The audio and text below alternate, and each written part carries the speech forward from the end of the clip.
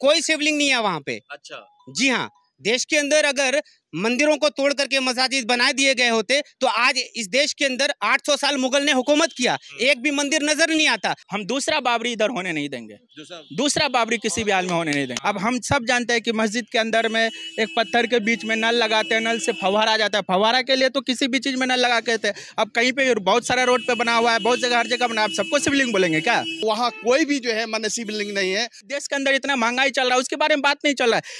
एक पत्थर है, आप सब जानते हैं, पत्थर के बीच में ही नल होता है, नल से फव्वारा का पानी निकलता है। आप कैसे उसको शिवलिंग बन लिए? अभी तो पूरा पटना घूम लीजिए, हर एक गली में ये है, कहीं भी आप तो सब शिवलिंग है क्या? ज्ञान वापी का जो मसला है ये ज्ञान वापी का नहीं, ये पापियों का मसला है। जो पापी लोग देश के अंदर राज कर रहे हैं, ये चाहते हैं कि देश के अंदर जो है सौहार्द को खराब किया जाए। बाबरी को इंसाफ नहीं मिला है, बाबरी का फैसला हुआ है। मोदी को प्रधानमंत्री इसलिए बनाया गया कि मोदी ने गुजरात को जलाया, मोदी ने गुजरात को जलाया और मोदी ने साबित किया कि मित्रों, मैं ही वो इंसान जिसने गुजरात के मुसलमानों को सबक सिखाया। मुझे मौका दो, मैं पूरे देश के मुसलमानों को सबक सिखाऊंगा, मैं पूरे देश के दलितों को सबक सिखाऊंगा। इसलिए मोदी आज हुकूमत में है। जो भी माइनॉरिटीज में लोग हैं उनको सताया जा रहा है, दलितों को तड़पाया जा रहा है। शिवलिंग मिला तो कैसे सताया जा रहा है? बिल्कुल, शिवलिंग क्या है ये एक धार्मिक, देश के अंदर कोई विकास तो हो नहीं रहा है। देश के अंदर हिंदू मुसलमान को डिवाइड किया जा रहा है। आज तक कभी कोई आज़ादी के बाद कोई इशूज नहीं हुए, लेकिन जब से ये मोदी गवर्नमेंट आई है ये सिर्फ हिंदू मुस्लिम। जब तक जान में जान है हम आंदोलन करेंगे और इस जालिम हुकूमत से लड़ेंगे। ज्ञानवापी मस्जिद, मगर बवाल मचा हुआ, और बवाल और सवाल दोनों साथ में। वजह क्या कि आज जो हिंदू पक्ष है उनका दावा कि वजू खाने के पास से अंदर से शिवलिंग मिला है, और इस पे बहुत सारा सवाल है क्योंकि अभी तक वो मस्जिद, और उस पे ये कहना कि उसके अंदर मंदिर थी, मंदिर को तोड़कर मस्जिद बनाई गई।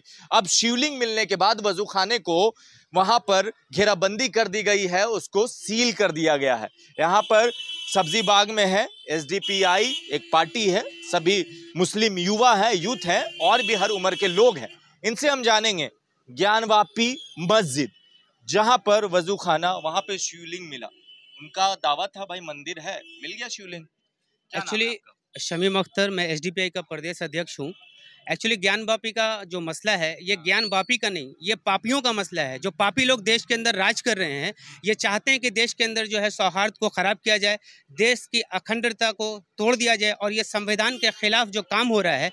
एक्चुअली 1991 में वर्शिप एक्ट आया था, उस एक्ट में ये कहा गया था कि बाबरी मस्जिद के अलावा इस देश के अंदर आज़ादी के बाद जो भी धार्मिक स्थल, जो मस्जिदें जहां हैं वहीं रहेंगी, जो मंदिरें जहां हैं वैसे ही रहेंगी, सारी इबादतगाहें, चाहे क्रिश्चियन का चर्च हो या किसी का भी हो, वो इबादतगाह वहीं रहेगी एक्सेप्ट बाबरी मस्जिद। बाबरी मस्जिद के अलावा ये जो कोर्ट का फैसला है, सुप्रीम कोर्ट का फैसला है, वो कहाँ गया फैसला? क्यों नहीं उस पर जो है वो कार्रवाई हो रही है? कहाँ चला गया? अभी उन्होंने कहा कि शिवलिंग आ गया है, वो प्रकट हो जाता है अचानक, इतने दिनों से कोई मामला नहीं था।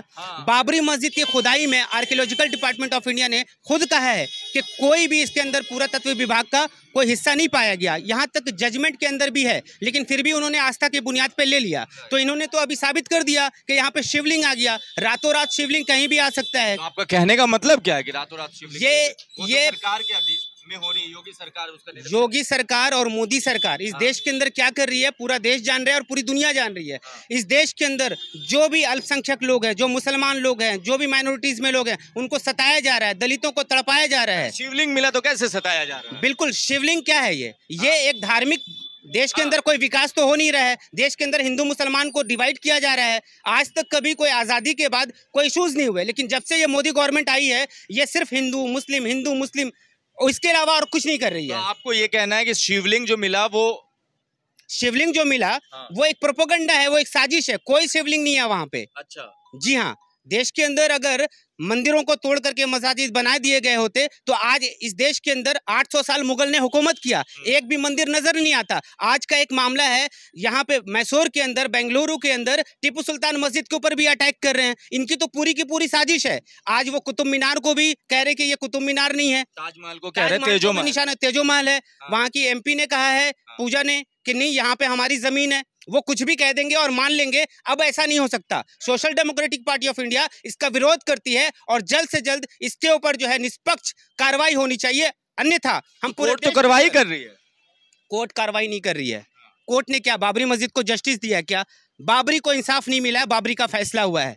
बाबरी का कर लेंगे आप लोग? क्या कर लेंगे? हम जन आंदोलन करेंगे पूरे देश के अंदर, और आज ही के दिन केरल में हम लोग, हमारी पार्टी राज्यसभा का घेराव करने जा रही है, और कल तक पूरा देशव्यापी आंदोलन social democratic party of India कर रही है। और हम लड़ेंगे, तब तक लड़ेंगे जब तक हमको बाबरी को इंसाफ नहीं मिलता, और पूरे देश के मुसलमानों को जो इंसाफ पसंद है उसको इंसाफ नहीं मिलता। हम लड़ेंगे। क्या करेंगे? अब तो मिल गया शिवलिंग। देखिए, जब से हमारा है दीजिए, आप तोड़कर बना लिए थे जब आप शासन कर रहे थे, तो कह रहे हैं सब। देखिए, ये सब जो है मंदिर मस्जिद का जो है टेंशन बनाकर पूरे देश को नफरत फैलाना चाहते हैं। क्या नाम हुआ? मेरा नाम मोहम्मद जमीद अख्तर।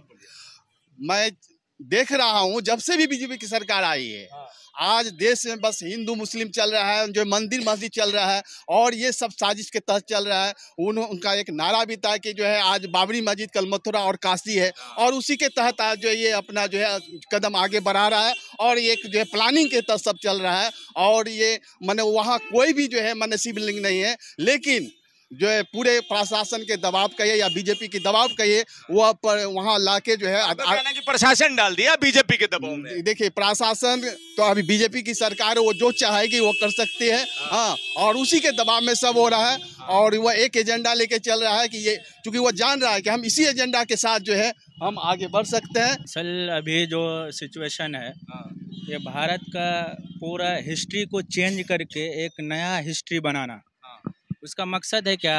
एक हिंदुत्व कानून को लागू करना। भारत सेकुलर देश है, सब जानता है, यहाँ सभी धर्म के लोग रहते हैं। वह एक ये इस स्टेप का वो स्टैंड ले रहा है कि ताकि उसको हिंदू एक तरफ राष्ट्र की बात कर रहे हैं। हिंदू राष्ट्र की बात नहीं, हिंदू राष्ट्र तो हो जाए तो वो अच्छा ही है। ये हिंदू राष्ट्र ही नहीं है, हिंदुत्व का राष्ट्र है। हिंदुत्व राष्ट्र मतलब होता है मनुवादी कानून। अब राहुल जी के तरह कर रहे, हिंदू वो, हिंदू राष्ट्र वो, हिंदुत्व वो। नहीं, ऐसा राहुल की तरह नहीं बोल रहे हैं आप। उसके ये जो है पूरा भारत के अंदर चल रहा है, ये आरएसएस का agenda, the bunch of thought को पढ़िए, उसमें एक एक चीज लिखा है कि हमको ये भारत को कैसा देखना है, भारत को किस तरीके का राष्ट्र बनाना है। वो बंच ऑफ थाउट को आप स्टडी कीजिए तो उसका एक आरएसएस जो 1925 में बना, उसी एजेंडे को लेकर चला है, उसी के तहत काम करता है। अभी जो बता रहा है क्या कि ये शिवलिंग है, अब हम सब जानते हैं कि मस्जिद के अंदर में एक पत्थर के बीच में नल लगाते हैं, नल से फव्वारा आ जाता है। फव्वारा के लिए तो किसी भी चीज में नल लगा के थे। अब कहीं पे बहुत सारा रोड पे बना हुआ है, बहुत जगह हर जगह बना, आप सबको शिवलिंग बोलेंगे क्या? सभी शिवलिंग है क्या? अब शिवलिंग है तो प्रूफ कीजिए। अभी कोर्ट, अब जब उधर जांच चल रहा है, वहाँ पे जांच चलने के बाद में भी वही, जब वहाँ जांच चल रहा है, अब सर्वे चल रहा है, सर्वे के बीच में आप आकर के 10 बजे कोर्ट में कैसे आप पारित कर सकते हैं? अभी सर्वे, जो सर्वे टीम है, आपको कुछ भी सपोर्ट नहीं किया है, कोर्ट ये फैसला कैसे देखता है? असंवैधानिक है ये। कोर्ट किसी भी हाल में फैसला, आपने एक सर्वे का टीम गठन किया है, वो गठन का सर्वे होने के बाद ही तब आप कोई फैसला दे सकते थे। आप किसकी बुनियाद पे, कैसे आप ये अचानक आपको ये समझ में आ गया कि वो शिवलिंग है? कौन कहा आपको? सर्वे टीम कहा क्या आपको? सर्वेक्षण टीम तो वहाँ सर्वे कर रही थी, 12 बजे तक तो वहाँ था। 12 बजे पहले, अभी कोर्ट मॉर्निंग चल रहा है, आप ये भी जानते हैं 12 बजे से पहले कैसे फैसला आ गया? ये पूरा प्लानिंग, फैसले पे सवाल खड़ा कर रहे हैं। बिल्कुल, ये फैसला पे मैं सवाल खड़ा कर रहे हैं। प्लानिंग के तहत फैसला हो रहा है। किसने प्लानिंग कर? ये बीजेपी का प्लानिंग है, ये आरएसएस का प्लानिंग है, ये बजरंग दल का प्लानिंग है, ये विश्व हिंदू परिषद का प्लानिंग है। क्योंकि आप जानते हैं कि 1991 का जो वर्शिप एक्ट, लोग यही कहेंगे ना साहब, एक सेकंड सुन लीजिए, कि फैसला आपके पक्ष में नहीं आया तो प्लानिंग हो गया। प्लानिंग, फैसला मेरे पक्ष में नहीं। आप एक पत्थर का, आप सब जानते हैं, कोई बेवकूफ नहीं है। ये एक स्टेज ही है, ये लोगों को गुमराह करने की स्टेज है। अभी देश के अंदर इतना महंगाई चल रहा है, उसके बारे में बात नहीं चल रहा है। एक पत्थर है, आप सब जानते हैं, पत्थर के बीच में ही नल होता है, नल से फव्वारा का पानी निकलता है। आप कैसे उसको शिवलिंग बन लिए? अभी तो पूरा पटना घूम लीजिए, हर एक गली में ये है, कहीं भी आप तो सब शिवलिंग है क्या? कैसे आप ये बोल सकते हैं? ये फिर उसका बात नहीं कर रहा हूं मैं कोर्ट पे इसलिए ये सवाल उठा रहा हूं, जब आपने एक सर्वेक्षण टीम गठन किया है, वो टीम सर्वे जब कर रही है, आप इस बीच में कैसे ये फैसला, कहां से फैसला आता है? ये आपको रिपोर्ट सबमिट नहीं किया है, ये कोई मस्जिद के अंदर में क्या है क्या नहीं है, वीडियोग्राफी हुआ है, वो पूरा वीडियोग्राफी उधर सबमिट होना है, सबमिट होने के बाद ही कोर्ट का फैसला आना है, क्या होना नहीं होना, लेकिन ये सबमिट ही नहीं हुआ है। तो अभी ये कोर्ट का फैसला कैसे आ गया? कहाँ से आया? कौन प्लान कर रहा है इसको? मैं वही जानना चाहता हूँ। फिर इसमें 1991 का जो वर्शिप प्लेस वर्शिप है, उसमें ये कहा गया है कि जो स्थिति जैसा भी 1947 से बना है वैसा ही बनाना है। ये उसी वक्त है, तो ये पिटिशन को रिजेक्ट करना चाहिए कोर्ट को। पिटिशन सुनवाई के लिए लेना, इससे यही पता चल रहा है कि पूरे देश को दो हिस्से में बांटना, ये दुश्मनी पैदा करना। ये दुश्मनी आप अभी देखिए हिंदुस्तान के अंदर में मुसलमान और हिंदू के बीच में इतनी बड़ी खाई पैदा कर रहा है। कौन कर रहा है? कौन मुसलमान चाहता है कि हम हिंदू से लड़ाएं, या कौन हिंदू चाहता है कि मुसलमान? एक पॉलिटिकल एजेंडा है, पॉलिटिकल एजेंडा, लोगों का कोई एजेंडा नहीं है, पॉलिटिकल एजेंडा है, लोगों को भटकाने का एजेंडा है ये। इसलिए मैं ये चाहता हूं कि कोर्ट को भी इस पे, अभी आपने जो ये सुना है वो तुरंत वापस ले और उसको वहां पे मस्जिद इलाके को सील कर दिया गया जहाँ पे से। मैं वही बोल रहा हूँ, क्या कि कोर्ट को चाहिए कि वो इलाका खोला है और वजू खाना को जो सील किया गया उसको भी खोले, क्योंकि आपने जो ये फैसला दिया है ये बिल्कुल असंवैधानिक है। आप लोग क्या करें? मर्यादा बनाए रखें। हम लोग ये चाहते हैं कि यह फैसला को कोर्ट इस पे वापस ले, दोनों पक्षों को सुनने के बाद में वापस नहीं होता तो? फैसला वापस नहीं होता है तो हम पूरा देश में प्रोटेस्ट करेंगे, फिर हम आगे भी जाएंगे, आंदोलन करेंगे। हमारा जो राइट है संविधान के हिसाब से, हम वो राइट के हिसाब से हर काम करेंगे। हम दूसरा बाबरी इधर होने नहीं देंगे, दूसरा बाबरी किसी भी हाल में होने नहीं देंगे। एसडीपीआई जिंदाबाद। दूसरा बाबरी नहीं होगा, दूसरा बाबरी बिल्कुल नहीं हो सकता, क्योंकि 1992 का दशा और दिशा होने दीजिएगा। देश के अंदर आरएसएस के पास पूरा 3000 लिस्ट है जो हमारे मसाजिद हैं, जो हमारे इबादतगाह हैं, जिसमें कुतुब मीनार, जिसमें ताजमहल, जिसमें जामा मस्जिद के साथ साथ लाल किला के मोती मस्जिद से लेकर के बिहार के कई सारे इबादतगाह भी शामिल हैं। तो अगर हमने बाबरी के फैसले को एक्सेप्ट कर लिया, सबसे पहले तो मैं आपके चैनल के माध्यम से ये बताना चाहता हूँ कि बाबरी के फैसले को अभी तक एसडीपीआई ने एक्सेप्ट नहीं किया और इस देश के अमन पसंद लोगों ने एक्सेप्ट नहीं किया है और ना आगे करेंगे। अगर हमने उनको एक्सेप्ट कर लिया बाबरी के फैसले को, तो क्या हम 3000 मस्जिद को भी कुर्बान कर दें? कभी नहीं करेंगे। जब तक जान में जान है हम आंदोलन करेंगे और इस जालिम हुकूमत से लड़ेंगे। अब एक्सेप्ट नहीं होगा, बिल्कुल एक्सेप्ट नहीं होगा। वो जमाना कुछ और था, ये 2022 है मोदी जी साहब। 20 में ही तो फैसला आया, 19 में 2019 बाबरी मस्जिद का 19 का फैसला आया। लेकिन आपको मालूम है ना देश के अंदर कौन बैठा है? वो जिसने गुजरात को जलाया, वो अमित शाह जो भगोड़ा बन गया था गुजरात के अंदर, उनको हमने सत्ता दे दी, तो उनसे आप देश की क्या उम्मीद कर सकते हैं? वो देश को जलाने का काम करेगा। मोदी को प्रधानमंत्री इसलिए बनाया गया कि मोदी ने गुजरात को जलाया, और मोदी ने साबित किया कि मित्रों, मैं ही वो इंसान जिसने गुजरात के मुसलमानों को सबक सिखाया। मुझे मौका दो, मैं पूरे देश के मुसलमानों को सबक सिखाऊंगा, मैं पूरे देश के दलितों को सबक सिखाऊंगा। इसलिए मोदी आज हुकूमत में है। ये है, इनकी कुर्सी कई हजार कई लाख लाशों के ऊपर बैठी हुई है। हम इनकी कुर्सी को गिरा के दम लेंगे इंशाल्लाह। तो अभी भी तो बीजेपी की ही सरकार है, उस टाइम भी फैसले में आई थी, कोर्ट ने फैसला दिया था, अभी भी सुनवाई चल रही है, सरकार तो बीजेपी की ही है। बीजेपी की सरकार एक बार चली जाए, उसके बाद ये जितने भी घोटाले कर रहे हैं, जितने भी फैसले आ रहे हैं और जो भी फैसले सुना रहे हैं, वो कहाँ जा रहे हैं? बीजेपी की शरण में जा रहे हैं। वो चीफ जस्टिस ऑफ इंडिया ने जिसने फैसला सुनाया, वो ताज होटल में जाके जश्न मना रहे हैं, शराब पी रहे हैं। वो एक डील था, वो एक फैसला नहीं था। वो बीजेपी के इशारे पे पूरी जो है अदलिया नाच रही है।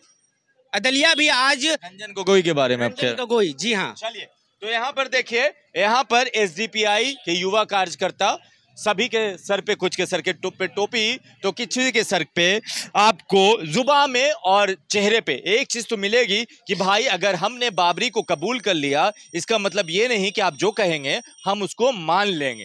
बाबरी को कबूल किया, इसका मतलब नहीं कि ज्ञानवापी भी हम आपको ऐसे ही दे दे। आप अपनी राय